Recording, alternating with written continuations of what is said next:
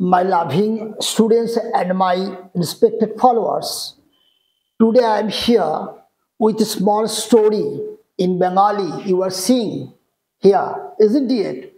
Now we have to translate line by line, isn't it? So that you can easily make a story from Bengali to English. Okay? And as I already told you that this is the best way to learn English. We have to learn tense, voice, okay, active, passive, isn't it? How we can learn, I already told you. তোমাদের প্রতিটা বাংলা বাক্যের ক্রিয়ার যে উচ্চারণটা সেই উচ্চারণ অনুযায়ী কিন্তু ইংরেজিতে টেন্সগুলো সাজানো আছে এবং তার অ্যাক্টিভ স্ট্রাকচার, প্যাসিভ স্ট্রাকচার, কখন কি করবে বাংলা ক্রিয়াপদের উচ্চারণ অনুযায়ী আমার আগের ক্লাসগুলোতে ওয়ান আফটার অ্যানাদার সব সাজানো আছে। Just you go there and enjoy them, isn't it? And সেখান থেকে তোমরা শিখে এসে তারপর আমার এই ট্রান্সলেশন ক্লাসগুলোকে ফলো আপ করো। দেখো কত ইজিলি আমরা আমাদের শেখাটাকে প্রয়োগ করতে পারছি, দ্যাট ইজ অ্যাপ্লাই করতে পারছি। তোমরা যতক্ষণ তোমাদের গ্রামারের যে বিভিন্ন বিষয় তোমরা শিখে চলছো সেগুলো যতক্ষণ তোমরা এই ধরনের বাক্য, বাংলা বাক্যকে ইংরেজি ট্রান্সলেট করে তাদের অ্যাপ্লিকেশনটা, দ্যাট ইজ তাদের প্রয়োগটা না ঘটাবে ততক্ষণ কিন্তু তোমাদের গ্রামারের নলেজটা ক্লিয়ার হবে না। And that's why I am giving all kinds of practices almost every day, isn't it? How you can apply, how you can use what you have learned already in your tense, active, passive chapter, isn't it? How a sentence can be made negative, how a sentence can be made interrogative. All these things I have already done there, and a lot of other things too. তাহলে চলো আজকে আমরা ট্রান্সলেশনে প্রবেশ করলাম। দেখো, এক অন্ধকার রাত, এই অংশটার মধ্যে তোমরা কিন্তু কোনো সাবজেক্ট বা ভার্ব পাচ্ছ না, ক্লিয়ার? এটা জাস্ট একটা অবজেক্টের অংশ। কিন্তু আমি যখন বাক্য লিখবো তখন তো আমার সাবজেক্ট ভার্ব প্রয়োজন আছে, ইজ নট ইট? তাহলে সাবজেক্ট ভার্ব যদি প্রয়োজন পড়ে এবং এটা যদি শুধুমাত্র অবজেক্টের একটা পার্ট থাকে তাহলে তোমাদের ইন্ট্রোডাক্টরি সাবজেক্ট ইট নিয়ে আসবে। ইট, দেখো কি নিয়ে আসলাম? ইট, ইট, ক্লিয়ার?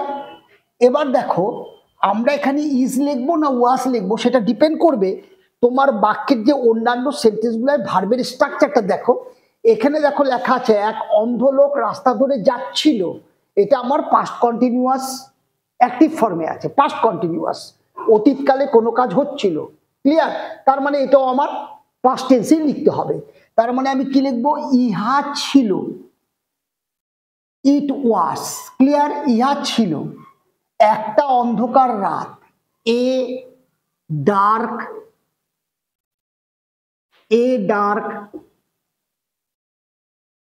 নাইট, ক্লিয়ার ব্যাপারটা? এ ডার্ক নাইট, তাহলে হয়ে গেল আমাদের ইট ওয়াজ এ ডার্ক নাইট, ইহা ছিল একটি অন্ধকার রাত, হয়ে গেল। এবার দেখো এক অন্ধ লোক রাস্তা ধরে যাচ্ছিল, রাস্তা বরাবর যাচ্ছিল, তাহলে যাইতে ছিল পাস্ট কন্টিনিউয়াসের অ্যাক্টিভ। কেন? এখানটায় যাওয়া হচ্ছিল সেই অর্থে নাই, হওয়া ক্রিয়াপদে নাই, তাই এটা প্যাসিভ। আর একটা অন্ধ লোক সে নিজেই সাবজেক্ট, নিজেই কাজটা করছিল, তাই এটা অ্যাক্টিভ ফর্মে যাচ্ছে। দেখবে এই বাংলা ক্রিয়াপদের উচ্চারণ অনুযায়ী কিভাবে কি করতে হয় সব আমার আগের ক্লাসগুলোয় দেখানো আছে। তাহলে এক অন্ধ লোক, তাহলে আমি কি লিখবো? এ ব্লাইন্ড ম্যান, ক্লিয়ার? তাহলে এ ব্লাইন্ড ম্যান সে কি করছিল?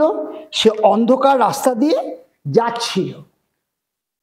তাহলে এ ব্লাইন্ড ম্যান রাস্তা ধরে যাচ্ছিল, তাহলে আমার পাস্ট কন্টিনিউয়াসে ওয়াজ হয়ে যাবে, যাওয়া ভার্বের সাথে আইএনজি যুক্ত করতে হবে। তাহলে a blind man was going, যাইতেছিল, কোথায় যাইতেছিল? ধরে রাস্তা, মানে রাস্তা বরাবর।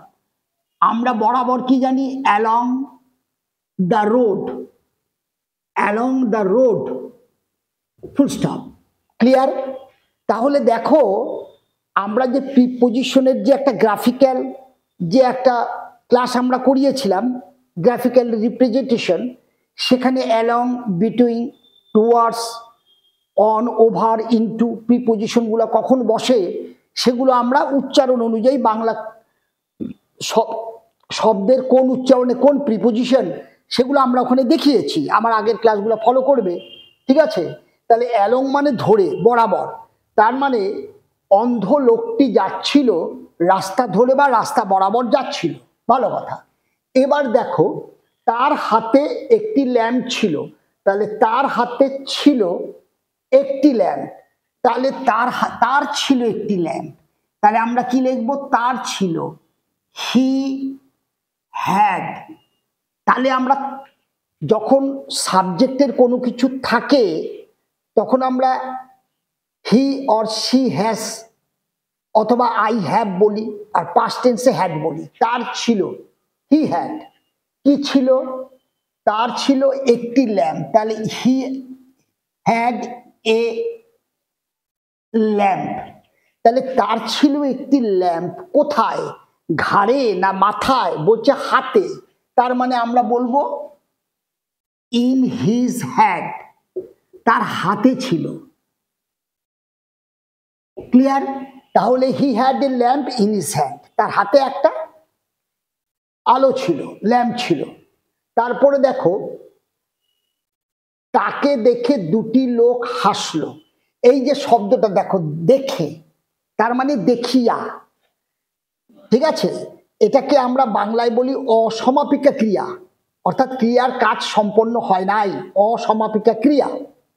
তাহলে এই যে দেখিয়া বা দেখে, এই অসমাপিকা ক্রিয়াকে ইংরাজিতে কনভার্ট করতে গেলে কিভাবে আমাদের করতে হবে, আমরা ইংরাজির অসমাপিকা ক্রিয়াকে বলি নন ফাইনাইট ভার্ব, এবং নন ফাইনাইট ভার্বের মধ্যে কি কি থাকে, infinitive to plus V1, gerund থাকে, verb present form plus ING, present participle থাকবে ভার্ব প্লাস আইএনজি।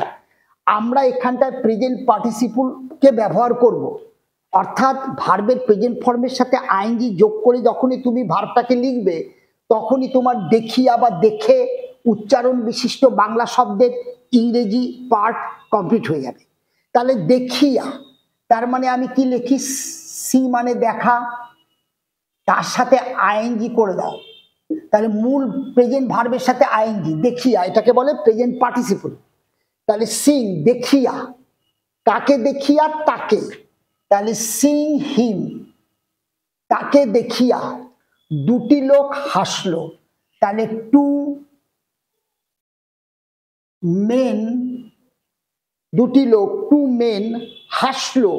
দেখো ক্রিয়াপদের শেষ উচ্চারণ লো বা লে বা লাম থাকলে আমরা সিম্পল পাস্টের অ্যাক্টিভ ইউজ করি, অর্থাৎ সাবজেক্ট ভার্বের পাস্ট ফর্ম, ভার্ব টু।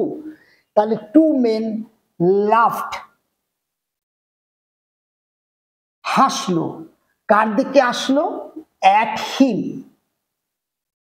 তাহলে দেখিয়া তাকে দুটি লোক হাসলো তার প্রতি, ক্লিয়ার। তাহলে লাফটের সাথে অ্যাট প্রিপোজিশন, এটাকে বলে অ্যাপ্রোপ্রিয়েট প্রিপোজিশন, হাসা কারোর দিকে, ঠিক আছে, লুক অ্যাট, তাকানো কারোর দিকে, ঠিক এইভাবে। তাহলে এবার চলো তারপর কি বলেছে, তাদের মধ্যে একজন বলল, তাহলে একজন, ওয়ান, ক্লিয়ার। মধ্যে তাদের, অফ, অফ মানে মধ্যে, অফ দেম, ঠিক আছে। তাহলে দেম মানে তারা, তাদের, তাদের মধ্যে হচ্ছে অফ, ওয়ান একজন, তাহলে তাদের মধ্যে একজন, অফ মানে বসানোরা হয়, আবার অফ মানে মধ্যেও হয়। তাহলে ওয়ান অফ দেম, তাদের মধ্যে একজন বলল, সেইড, বলল, কি বলল, কমা ইনভার্টেডের মধ্যে দেখো লেখা আছে একটি অন্ধ লোকের কাছে আলোর কি প্রয়োজন। তাহলে আমি আগে এইটুকু লিখি ইন্টারোগেটিভ সেন্টেন্সে আছে আলোর কি প্রয়োজন, কি হয় প্রয়োজন আলোর। আর যখন ইনভার্টেডের মধ্যে একটা কোটেশন থাকবে এই রকম ডাইরেক্ট স্পিচ, তাকে যখন ট্রান্সলেট করবে সেটা যেই অবস্থায় আছে ঠিক সেই অবস্থায় তোমাকে করতে হবে, ঠিক আছে। আমরা এটা পাস্ট টেন্সে করছি বলে এটা পাস্ট হবে না, এই কোটেশনের মধ্যে যে বাংলা উচ্চারণ পাবে সেই উচ্চারণেই তার টেন্সটা হবে। তাহলে দেখো আলোর কি প্রয়োজন, তার মানে কি হয় আলোর প্রয়োজন, তাহলে কি হোয়াট কি হয় প্রয়োজন, তার মানে what is the use, use মানে ব্যবহার, প্রয়োজন হোয়াট ইজ দ্য ইউজ, ব্যবহারটা কি, কিসের ব্যবহারের কথা বলছে, what is the lamp, clear. তাহলে হোয়াট ইজ দ্য ইউজ, আলোর, সরি আলোর মানে বসানোর আগে চলে আসবে, অফ ল্যাম্প, ক্লিয়ার। তাহলে what is the use of lamp, ল্যাম্পের ব্যবহারটা কি কার কাছে, একজন অন্ধ লোকের কাছে, তাহলে টু আ ব্লাইন্ড ম্যান, ঠিক আছে। তাহলে টু মানে কাছে, তাহলে টু এ মানে কারোর কাছে বোঝাতে গেলে, কোনো দিকে বোঝাতে গেলে টু প্রিপোজিশন আমরা ইউজ করি। তাহলে what is the use of lamp to a blind man, একটা অন্ধ লোকের কাছে আলোর কি ব্যবহার মানে কি প্রয়োজন, এই প্রশ্নটা করলো, তাই না। আচ্ছা এবার কি হচ্ছে দেখো, অন্যজন তাকে বোকা বলল, তাহলে অন্যজন মানে আদার কল্ড হিম, তাকে বোকা বলে তাকে সম্বোধন করলো, কল্ড মানে বোকা বলে সম্বোধন, মানে কোনো কাউকে সম্বোধন করা, কাউকে কোনো নামে ডাকা, আদার কল্ড হিম ফুল, হয়ে গেল, আদার কল্ড হিম ফুল, অন্য আরেকজন যে ছিল তাকে বোকা সম্বোধন করলো, ভালো কথা। এবার দেখো অন্ধ লোকটি সব শুনলো, তাহলে দ্য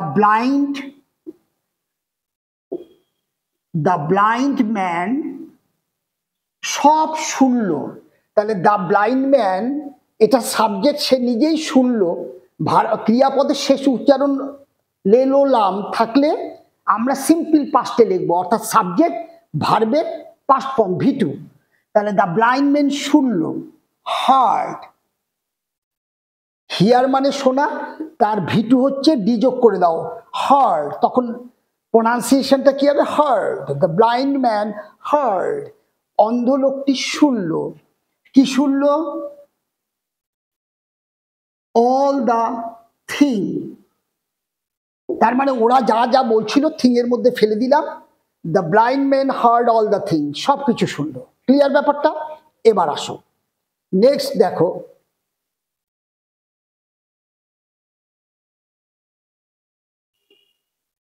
সে বলল, তার মানে ব্লাইন্ড ম্যানটা বলল, হি সেড, কমা ইনভার্টেডের মধ্যে, তাহলে কি বলল, ল্যাম্পটি আমার জন্য নয়, ক্লিয়ার ব্যাপারটা, কি বলল দেখো, বলল ল্যাম্পটি আমার জন্য নয়, তাহলে ল্যাম্প হয় না আমার জন্য, ঠিক আছে। তাহলে দ্য ল্যাম্প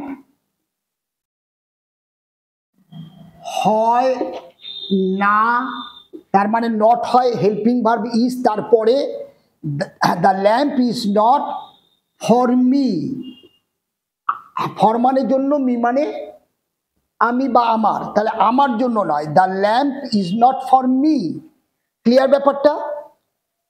কমা দিয়ে দিতে বলেছে, কমা দিয়ে দাও, এই যে কমা, এটি তাদের জন্য, তাহলে ইহা হয় তাদের জন্য, তাহলে ইট ইজ, ইহা হয় ফর দেম,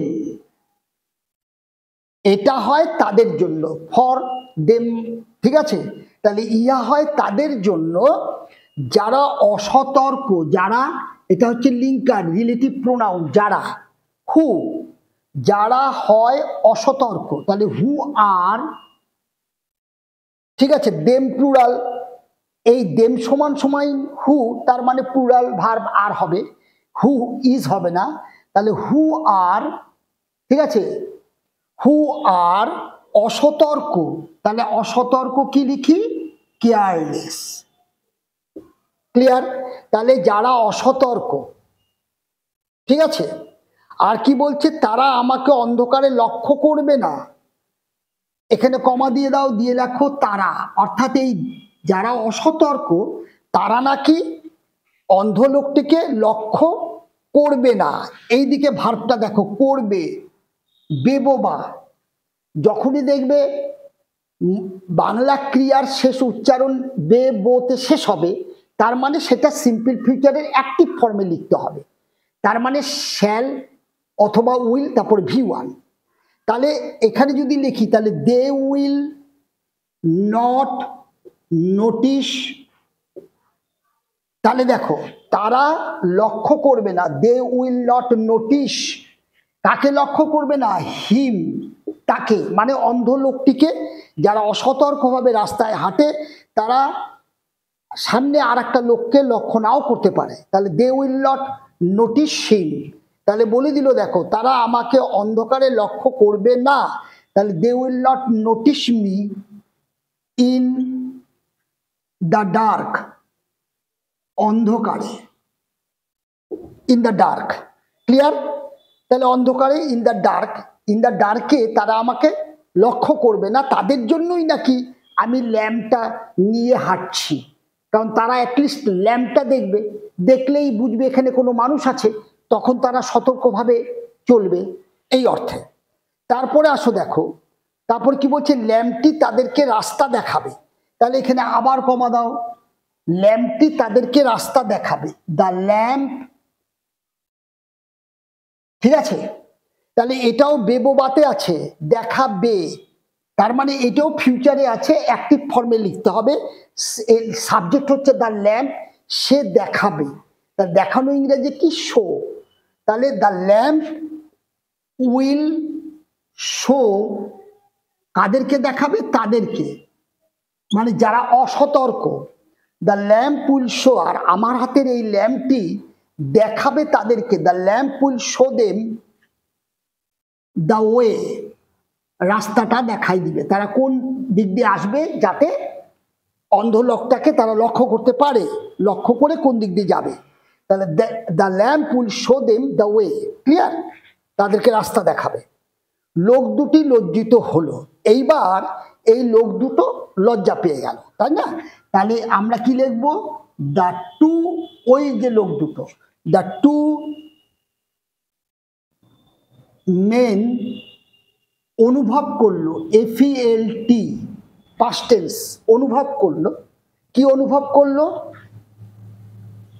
SHAMED, আগে এ দিয়ে দাও। তাহলে শেম লজ্জা, কিন্তু অনুভব করলো অ্যাশেমড, মানে লজ্জা হয়ে যাওয়াটা, মানে লজ্জিতটাকে সে, এই দুটো লোক অনুভব করলো। ক্লিয়ার? তাহলে কি লিখলাম? The two men felt ashamed.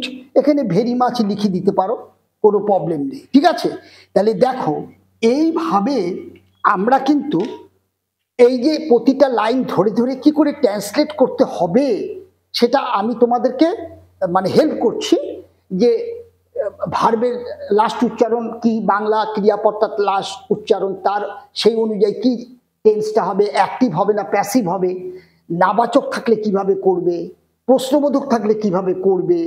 এইভাবে থ্রু রাইটিং তোমাদের যা শিখছো প্রতিদিন, সেগুলোকে কিন্তু তোমার প্রয়োগের মধ্যে এনে তোমার বোঝার সাথে তাদেরকে অ্যাডজাস্ট করিয়ে নিতে হবে, তাহলেই তোমাদের ইংলিশ লার্নিংটা কমপ্লিট হবে। And this is, I think, the most important way to apply your knowledge that you are earning or learning every day, isn't it? Thank you. তোমাদের যদি কোনো প্রশ্ন থাকে এই বিষয় বা আরো কিছু জানার, কমেন্ট বক্স ইউজ করো, I will be there to help you. তোমরা কিন্তু অবশ্যই ভুলবে না আমার এই চ্যানেলটাকে লাইক করা, শেয়ার করা, এবং নতুন যারা, those who are new in my channel, don't forget to subscribe, as because আমি কি চাই, এই চ্যানেলটা, through this channel my all classes, my effort যাতে আমাদের বাংলা মিডিয়ামে যে ছেলেমেয়েরা পড়ে বা যাদের ব্যাকগ্রাউন্ড বেঙ্গলি, তারা যাতে খুব সহজে ইংরাজিটা শিখতে পারে। This is my whole intention, my mission, my vision. Okay, তো আমি চাই তোমাদের আপনাদের সকলের মধ্য দিয়ে এই চ্যানেলটা যাতে ছড়িয়ে পড়ে। ওকে, I like to stop here today. Have a good day. Thank you.